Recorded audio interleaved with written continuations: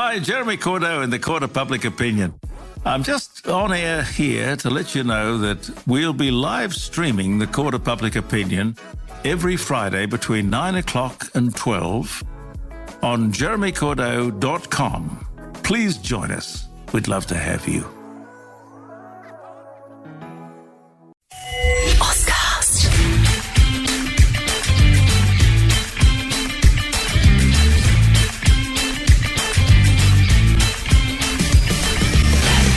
Hello, Nest family. It's just about the best time, I reckon, to be an Eagles fan in the last 24 to 36 months.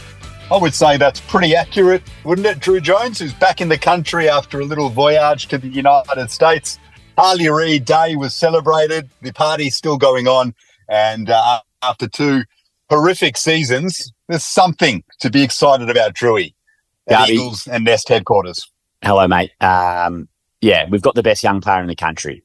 And potentially, let's dare to dream, a future Hall of Famer, Norm Smith medalist, premiership player × 5 for West Coast, 12 best and fairest, and eventually he'll be a legend in about 40 or 50 years' time. Let's just dare to dream, because right now everything's on the table. Harley Reid is at the footy club, Nick Nat next to him, giving him number 9.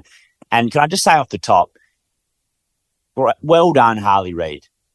Like, credit to you. He lapped it up. He embraced it.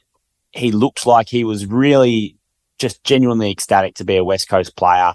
And no matter how he feels about moving away from his family and the challenges that might present for him and the fact that he's going to a club that hasn't won many games recently, he looked genuinely excited and he looked like he was rapt to be an AFL player, but also to be joining West Coast. So good on him for really buying in early days.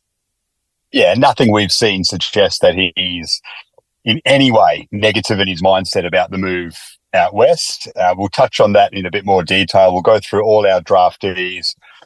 We haven't spoken in a while, so let's look at a couple of our trade-ins as well. Matty Flynn, Tyler Brockman, how that went down, what else could have happened on draft night, and then we'll finish up with the best 22, which I've put on Twitter.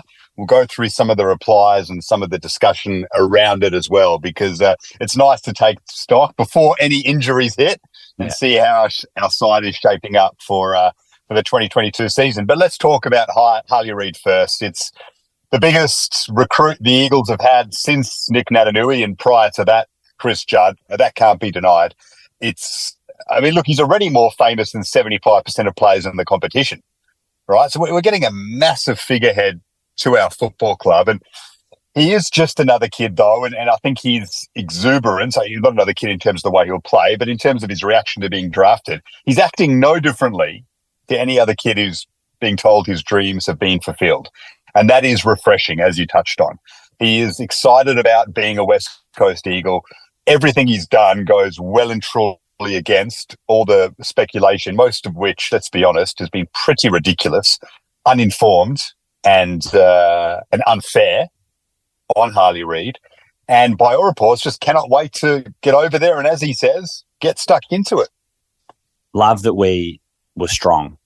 But no, we back ourselves. We want Harley Reid. We want the best player in the competition. So the word out of West Coast that I was always hearing was, this isn't just hype about his ability. There was a belief within the club from all the work that they'd done that this guy is generational, and therefore the only way we're giving up this number 1 pick is for something that blows us out of the water. And no club was willing to produce that. No one was brave enough to put everything on the table. So North Melbourne are posting on their social media celebrating their draft hand, which was mostly given to them by the AFL, while they're just enjoying the handouts that they're given. Instead of being brave and bold and trying to get a generational player, they just gave us a super crappy offer to make it seem like they were doing something. Ultimately, we're the ones with Harley Reid now, and every other club's going to be looking on enviously, hopefully, for a long time. So we were brave enough to back ourselves, and I'm really happy with that. And I reckon the majority of West Coast fans, now that Reid is at the club, they're going to share our sentiments, Garby. I think there's a huge amount of excitement. We just don't know how good he can be, but we know that he's going to be a superstar. And I think it's going to be interesting. It feels like we've got a genuine sort of next generation youngster. Like, part of the TikTok generation. I just wonder what it's going to be like having a player like that at West Coast. Like, I'm sort of thinking the social media stuff, like how many followers, say, Bailey Smith has. Like, he feels like he's part of that next generation of social media and where the young fans really jump on. I feel like Reid's got an opportunity to really build his brand. And part of that is if he's going to play great footy and feel like he's invested as a West Coast player, then he's going to have a lot of young fans following him very closely. Yeah, and I don't think that aspect necessarily factored into the Eagles' decision, but it's certainly appealing. Like, the status rise he can give the club, even though we are a powerful beast already. The mail that I got as well was that the Eagles, even if he... Okay, we're going to get too far ahead of ourselves. We probably should discuss it. Even if we don't improve to the point that we want, say, after 2 seasons of Harley Reid's 3-year contract, and he starts looking at his options, the feeling on him is he's such a big game player and loves the limelight so much that he's not going to strop around like, say, a Jason Horne-Francis, who started sulking at North Melbourne a quarter of the way through his deal, and North ultimately gets shortchanged when they trade him to Port. The feeling is this kid is going to go all out from the start. And that's, firstly, he's going to improve even more as a player because he's going to love the big stage so much. And secondly, if for whatever reason, after 2.5 seasons, he says, all right, I want to go back to Melbourne, the opportunities there are just too good and I want him in a premiership, and the Eagles just haven't hit that mark, we'll get a king's ransom for him in return. So everything the Eagles had to weigh up in terms of the offers that were being presented, which were very lucrative, mind you. Let's not forget, Sticks 11 in a future first rounder from Melbourne, North Melbourne, pick 2, pick 15, and another one. I mean, I don't think a club's ever rejected a deal like that ever around the draft. Would surely not have been the case. But outside of pick 2 and 3 from North Melbourne, the Eagles weren't going to budge because of those reasons I just mentioned. Yeah, and I'm glad they did. North Melbourne weren't willing to come to the table, and they were the only club that was really going to be able to get it done with 2 and 3. So I think we're going to be talking about Harley Reid a lot for a long time, which really excites me to have such a precocious talent, someone who looks like he's got the mindset to succeed, and he's going to be a beacon for us. No matter how many games we win over the next 2 or 3 years in the life of his contract, we're going to be following him closely. We get to watch this guy grow from game one, from his first session. Like, that's exciting. You know, this is potentially a first step towards, you know, not only a tremendous career for him, but also maybe a golden period for the club. If we time this right with him becoming maybe the best player in the competition, then it's going to be an amazing 15 years for the footy club. So from that point of view, pretty exciting stuff. And I know we could talk about what position he's going to play and how they're going to use him and roles and all that sort of stuff. But that's all to come in the future, Garby. I just wanted to ask, given that it was the middle of the night in the US when the draft was going down, I've got some stuff to talk about from draft night for West Coast. I've spoken to a couple of people today. But I'm just interested as a fan looking on over certainly the first night and the second as well. What did you make of the whole draft experience that we had? I mean, it's a time to get excited when you're a shit club. Sorry to be blunt, but like we have been, and it's our time to sit on the front of the couch and be enthused. Like, being excited about the draft is not where you want to be because it means you're struggling, but it does give you hope.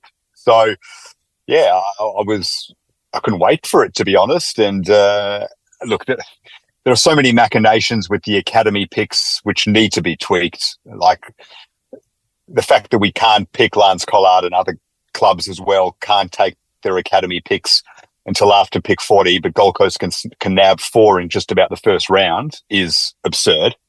Or in the first round, in fact. Like, it needs tweaking. Academies are critical for the northern states, but there cannot be that sort of gap in equality come the draft. So that needs to be tweaked. That was frustrating.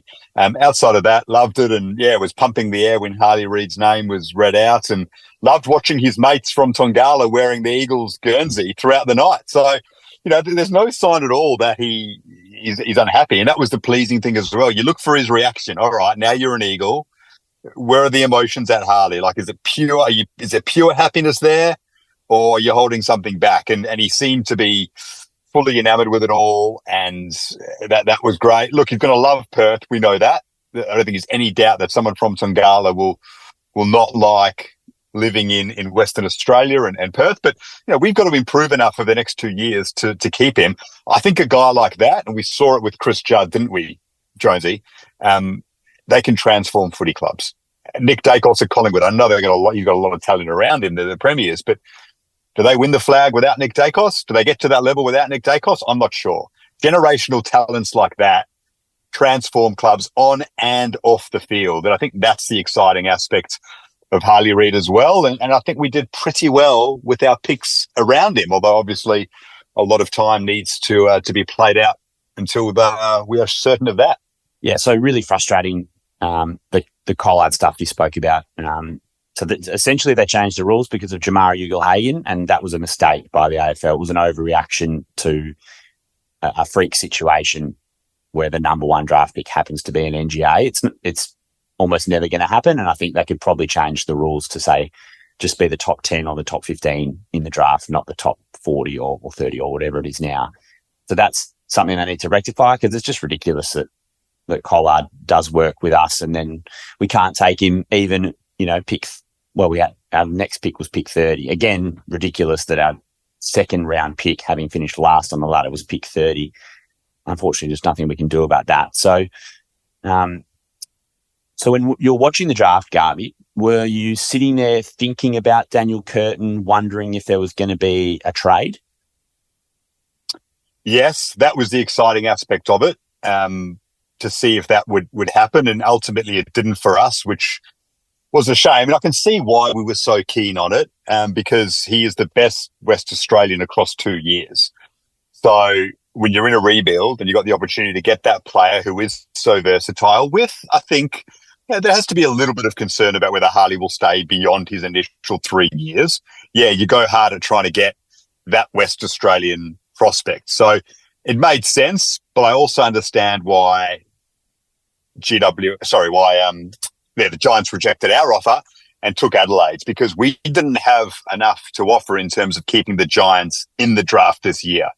We were offering a future first round pick, which was a massive carrot to dangle based on the prospects of where we're likely to finish, but it meant that they were taking a step back in this year's draft. Adelaide's meant they just moved their picks, both picks, a little bit further back as opposed to a straight swap.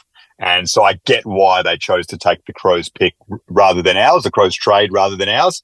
But of course, it's a shame, because it would have been a great addition, but it's not something to get overly disappointed about. I'm not sure how you feel about it. I would have loved to have had Daniel Curtin.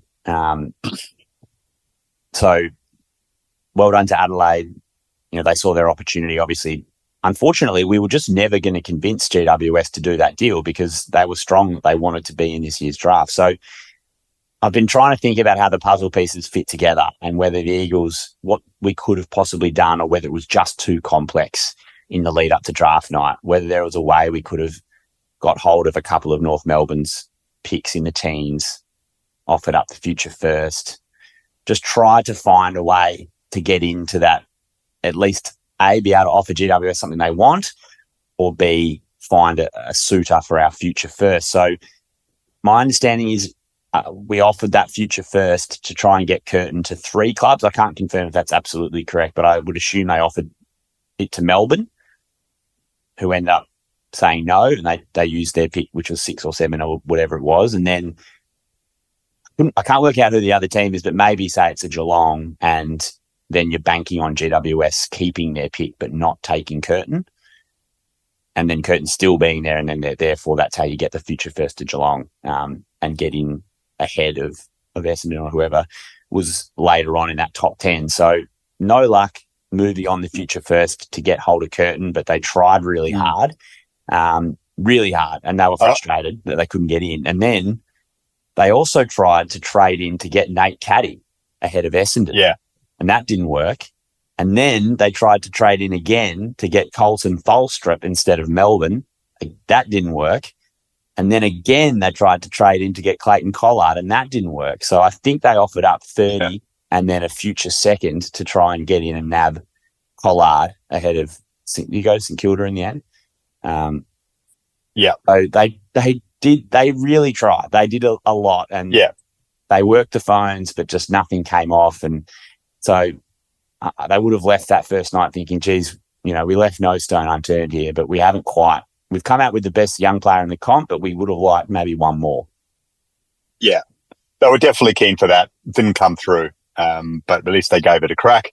And we've got Harley who can play anywhere. And hey, we got him against all those predictions, Drewy, that he didn't want to come to WA, remember? We were told. In fact, we were told the Eagles won't pick him. They won't pick him. Just North Melbourne should stand firm because they'll be able to get him at pick 2. Yeah, I mean, I just can't understand some of the coverage. If we're talking about Sam McLure specifically, he initially he made it sound like Harley Reid had told West Coast that he didn't want to go, and then pretty tough situation then for Reid and his camp to have to come out and deny that, and then he sort of tries to backpedal a little bit, and then he's like, oh, but they my understanding is the Eagles won't draft him and blah blah blah. So you were saying that he might have subsequently tried to walk back some of those comments? I like Sammy a lot. This time last year, I was at the World Cup with him in Qatar. We had some good times together. Eagles fans, he's a genuinely good bloke. And I'm sure you've met him as well, Drewy. He's a genuinely good bloke. He obviously just went a bit too far on that one. And now he's maybe tried to say that, he was saying the Eagles should trade the pick rather than just pick Harley Reid because they need to get a few more youngsters through the door, which is not what he said initially. But hey, it's all part of the media fun. I don't think pylons on social media are to be encouraged. And Sammy is a really good dude. But he certainly, as he probably knows by now, made an enemy of himself when it comes to the Eagles fans, as has Kane Corns, who's also been lining us up over the last 18 months or so and said he feels sorry for Harley Reid that he's gone there. Hey, history tells you that we'll turn things around pretty quickly and we'll be able to keep Harley Reid long term. History tells you that, but history can also change. The pressure's on the club now. Yeah, no, I'm also a big fan of Sam, and if you know him well, which I know him relatively well, but he will not care one iota that Eagles fans don't like him. But look, if he got it wrong and he had information that turned out to be incorrect, that's fine. People change their minds, they change opinions. People may not always tell you what is absolutely correct, but then to walk it back, he didn't need to, really. If you're wrong, you're wrong. He's been wrong on stuff before. We all have. So no hard feelings there. Anyway, so exactly. Reid's a West Coast player. That's all that matters at this point. So we got another Reid. We had the first pick of the second day, which can be quite valuable at times, and we got a couple of offers for the pick, but in the end, they obviously felt like Archer Reid was the absolute best option as a key position prospect. Kicked plenty of goals for Gippsland Power in the NAB Talent League this season. Mick Ablett compared him to Todd Marshall. I've also been told sort of a Rory Lobb type, so quite big and mobile, but not necessarily a ruckman, more of a forward. Yeah, and I was concerned going into night 2 that we would take a ruck. We were linked to Mitch Edwards. That didn't make sense to me. Not when we've got Flynn, Bailey Williams, and Harry Barnett, who we took at that exact stage of the draft last year and is still very much developing. So I was happy we went the forward ruck option. I think we do need, if you look at our list, a young key position forward prospect with serious promise. Like Jack Williams, we knew was a bit more of a speculative pick. Jake Waterman's not as tall. He's more of a third forward up. Oscar's there, but Jack Darling's maybe got a season or 2 left. So we needed someone that we can go, all right, this is going to be our next beacon in our forward line. And Archer Reid presents that optimism and that hope. So Rep Bazzo can play forward as well, but I think, as we've seen so far, he's been utilised in defence more. He moves really well. Not sure how big of a pack mark he'll be in the future, but my goodness, the mobility and the skills for a big man are really exciting. And he's obviously got a good eye for goal. So enthused by that one. Yeah, I liked the highlight reel. I mean, you have to temper it by the fact that he's playing against other 18-year-olds, but he looks, he can pluck the ball out of the air, no doubt about that, and then he moves well with ball in hand. So I wonder if the Eagles might try Jack Williams as a backman and whether this sort of paves the way to have a bit of flexibility with that option.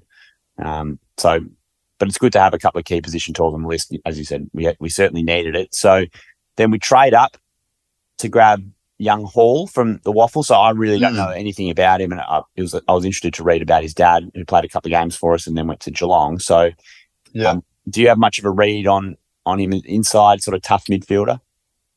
Yeah, well, he played 10 games for Peel in the Waffle, so that's encouraging. Again, the highlight reel looks good, but they do for most players, let's be honest. But what I like about this pick is it fills a need. So, and that's what we did, I think, on the second night of the draft.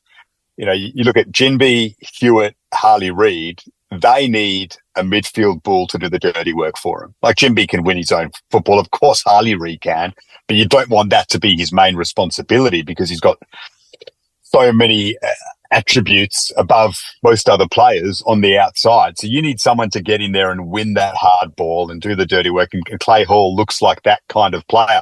His dad was a talented footballer, couldn't make it at the Eagles because we were such a super side at that time. So he went to Geelong and played 70-odd games as a hit-up forward.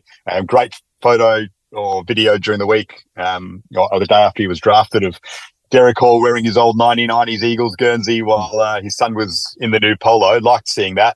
And, I can see that being our future midfield four in time in the next 3 to 4 years. Hall, Hewitt, Jinby and Reid. I mean, how exciting is that? Yeah, and the fact that they wanted to trade up to get him just to make sure we absolutely lock him in suggests that they had him pretty much sort of set as a player that was going to be on the list, and they didn't want to take any risks. So, I can understand why they did that. So, yeah, I'm looking forward to seeing him play. I've been told today that he could easily play games next season. He's ready to go, and the fact that he played senior Waffle footy also suggests that. So, and then the last one, that's the feeling is that he'll be ready to go next year. The last one, Harvey Johnston, Drewy. So my mail is that he is our Noah Long of this year. So there was a video released before the draft that Noah Long was in the 20s last year for the Eagles in terms of their draft board, and they couldn't believe he was still there. My understanding is Harvey Johnston was of the same discussion for West Coast recruiting staff. They loved him. They felt as if the only reason he got squeezed out of the midfield for Sandringham and Vic Metro is because there were just a couple of other super talents in front of him. Otherwise, he would have played in most other years predominantly on ball. When he played on ball, he looked good, but he got moved forward a bit because of that and still showed his class. So my understanding is the West Coast are beyond enthused that they've got Harvey Johnston where they did.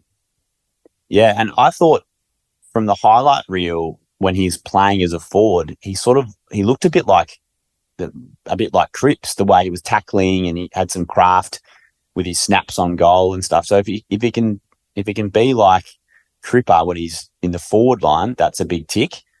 And then, I guess pinch hitting through the midfield potentially if he's got that ability, which we'll see up close next year and beyond. But yeah, Mick Ablett loved him on the coverage, and when I spoke to Benny Waterworth today, he was pretty enthused that they'd got a bit of a bargain pick there. So Harvey Johnston, welcome to the They love everyone on the coverage. Shifter Sheehan's been doing the draft for 35 years and hasn't seen a bad player.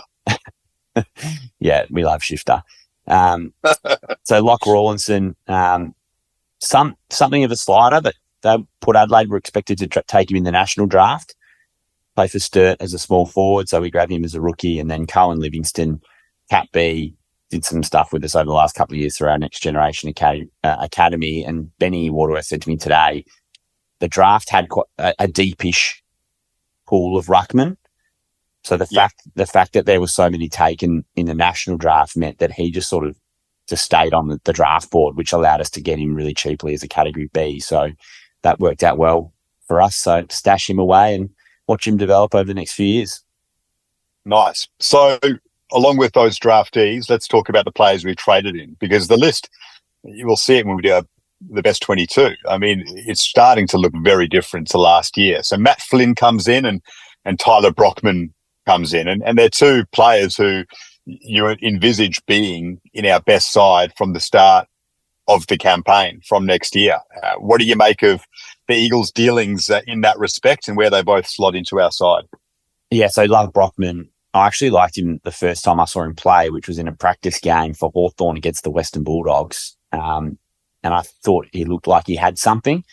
I also liked one of their other players. His last name, I think, was Downey. And I thought they both looked good in that game. Downey played one game and then was delisted. So I was like, well, maybe my radar is a bit hit and miss. But, yeah, Brockman's he's an exciting package. You know, it feels like very much his best football is still to come. And if he's settled with his family life coming back to WA, hopefully we're going to give him the best opportunity to blossom and succeed at the footy club. So I think we've done really well to get Brockman on board. And then the Matt Flip one, initially I was just a bit scared because I was in my mind, Tim English was already a West Coast player. So when we drafted a decent ruckman, trade for a decent ruckman, that shook my belief that English was absolutely locked in. But you need more than one good ruck on your list if you want to compete. So great to have Matt Flynn, who's been around the system a long time. He understands, the ups and downs of footy. Flynn's sanity last year and then kicked out of the team by Briggs, who had an absolute breakout year for the Giants this season. So we know he's good enough, and it gives us some flexibility, Garby, because we can play Bailey and him together. We can play just Flinny, or we can have, we can give Matt a week off and let Bailey do the work and then bring him in fresh for the next week against the Monster. It gives us a bit more flexibility rather than just rolling out Bailey Williams every week and asking him to do everything, whether it's against Max Gawn or Brodie Grundy or whoever. So it'll be nice to have those two working in tandem at times, and then we get to see them both solo as well. Yeah, so I think we forget how lucky we were last season amid all the crazy injuries. It seems like a major contradiction putting it in that sense, but how lucky we were that Bailey Williams didn't get injured, because without him, we were stuffed, Drew. Like, who would have played ruck? Like Jack Williams or, like Jake Jamison. Waterman the early part of the season. Jamison, who it's pretty clear that there's not a lot of confidence in Jamo by the reports of Scott Lysett being offered, a deal to come in for a year maybe and just sort of sit there while Harry Barnett develops.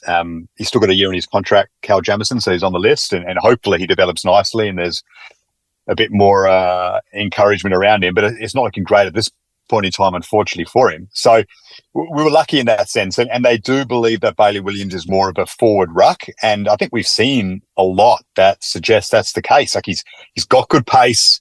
He actually seems to have smarts around the forward line and takes a good grab and has a good kick. So if you can spend more time there alongside Jack and Oscar, well, that gives us another weapon up forward. And Matt Flynn is a good ruckman. I cover the Giants closely. I commentate every home game.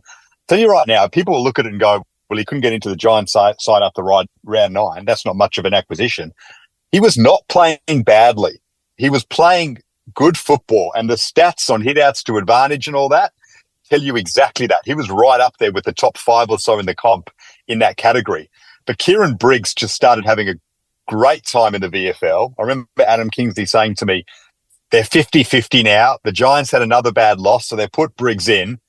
And from there, he was just unstoppable. And he was he's arguably a top 3 ruck in the comp from that point onwards. So Flynn just couldn't get back in the side. It was as simple as that. Ran into him in Bondi Junction the other day, Matt Flynn, a couple of days before he made his way over to the West. And he's so excited. Lovely guy. Says, I can't wait to get over there. The boys seem like a good group. And he goes, I reckon Bailey and I will work really well together. So happy with that one. And Brockman, as you've said, is exciting talent. And he's good mates with Liam Ryan. So hopefully he can help get Flying back to his best form. Yeah, we've almost forgotten about Liam Ryan. We haven't seen him play great footy for a while. Have him up and going, lighting up to state. It'd be nice next season. So you had a little crack at the best 22 on the on the Twitter. So Witherden, Barras, Cole, Duggan, McGovern, Jones, Hoff, Yo, Hunt, Reid, Darling, Cripps, Ryan, Allen, Long, Flynn, Jinby, and Kelly. And then on the bench, Bailey Williams, Dom Sheed, Elijah Hewitt, and Brockman, emergencies, Chesser, Waterman, Gaff, and then one of Bazzo or Marriage as well. Yeah. So I guess the big talking points out of it after putting it on Twitter based on fan reaction was you got to get Chesser in the side. And I am not against that whatsoever. I agree that Campbell Chesser probably starts in the 22. It was just more like this exact point in time. But, he's a first-round draft pick. We want to get him up to speed if we can. Wow, that makes our midfield even more exciting. So a lot of people were saying that Witherden probably drops out, Hoff goes to the back line, and Chesser goes to the wing. And I don't disagree with that. A few others throwing up whether Dom Shee deserves to be in our best 22, and he drops out and Campbell Chesser goes in. And again, those are opinions that I'm not anti at this point in time either. I like Hoff on the wing, but he can also do a great job in the back line. So, play him there, Chesser in. Just something about Witherden in the back end of the season, Drewy, that I enjoyed. I think he did a pretty good job defensively, and his kicking is a big asset for us as well. So I thought he deserved his spot in the best 22 based on his final 2 months of the campaign, and I wasn't willing to oust him quite yet. Yeah, I think I've been a Witherden apologist for the majority of his time at the club, certainly between myself and my mates, but maybe on the podcast as well. But there's no doubt in the last 8 weeks of the season he was better. And when I was watching him live, he was running back into packs at times and doing a few extra hard things. There's no doubt he's got flaws in his game, but we're sitting at the bottom of the ladder and we're not flush with 44 elite players on our list. So I think he deserves to be in the conversation. We're going to play 7 defenders, so every chance that he starts the year in the team. Kobe Bergil might be the one that ends up ultimately pushing Witherden out of the side if Bergil can get his fitness right, because he hasn't played much footy since he's been at the club, but they're excited for his potential at the halfback flank. So yeah, I think Campbell Chesser needs to be playing as much as we can get him into the senior side, but also you can't just gift him games and have him lose confidence, because that's what seemed to be happening at the time last season. But there's a spot on the wing up for grabs, you would think. Hunt on one, and then if we're trying to rebuild, we probably need to phase Gaff out at some stage. So whether it's Hoff or Campbell Chesser or Luke Edwards, whoever takes that extra spot on the wing, I'll be interested to see how that pans out. I think Elliot Yeo is going to play in defence. Yeah, I'll just put him in the middle because, it's Yowie and it's the preseason best 22 and, he can still do a job there. But yes, I agree. He'll probably play a lot of halfback as well and slot into the midfield at times. But just putting a 22 on a page, I just chuck him in the centre. For sure. I'd love to see Ryan Marrick playing a fair bit of footy as well. Do you think we're going to be able to fit Marrick, Ryan, Allen, Darling, Bailey Williams, Flynn, sort of all in the same team?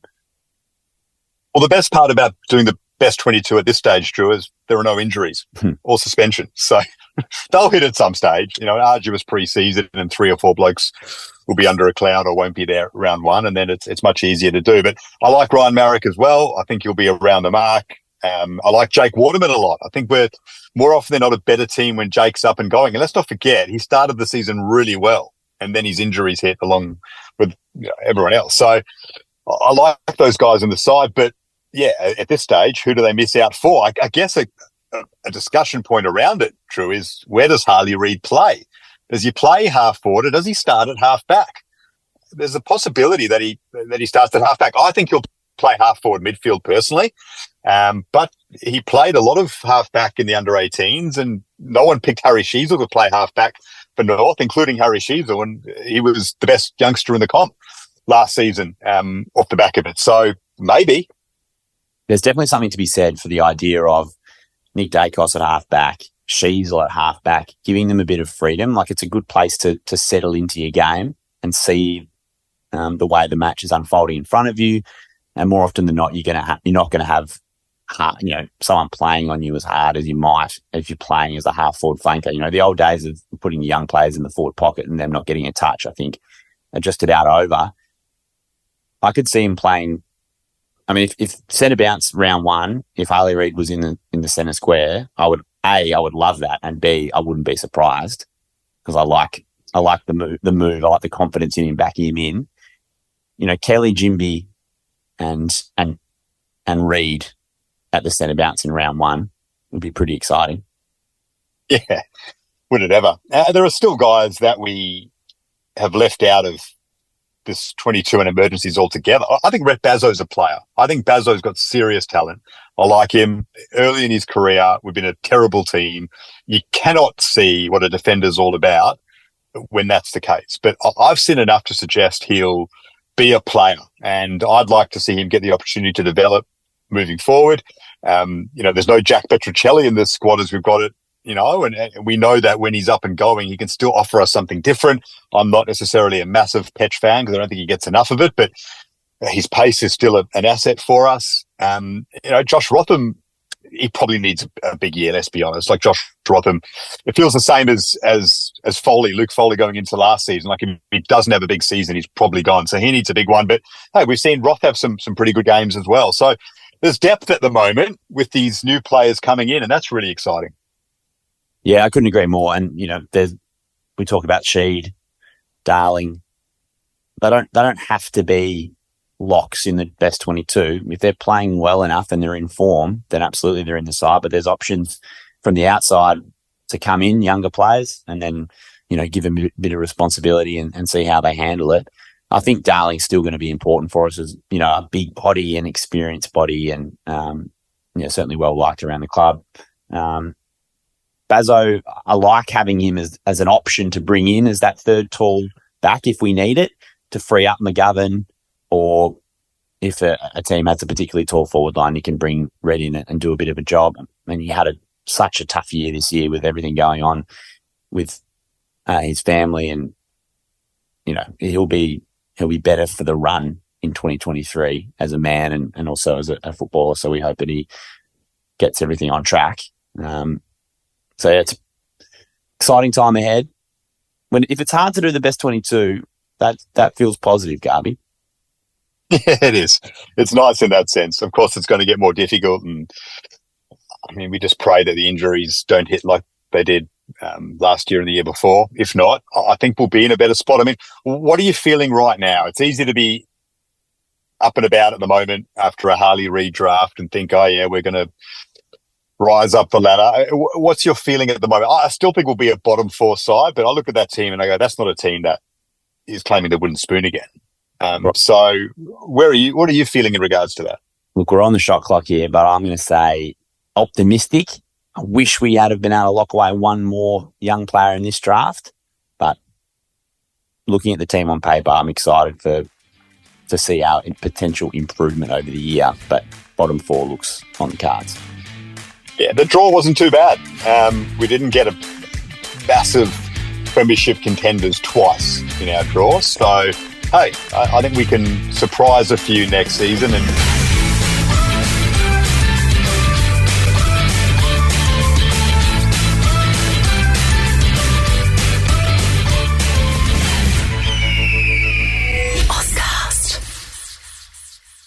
Hi, Jeremy Cordeaux in the Court of Public Opinion.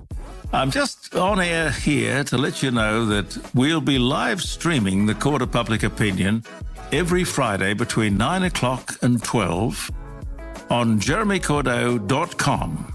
Please join us. We'd love to have you.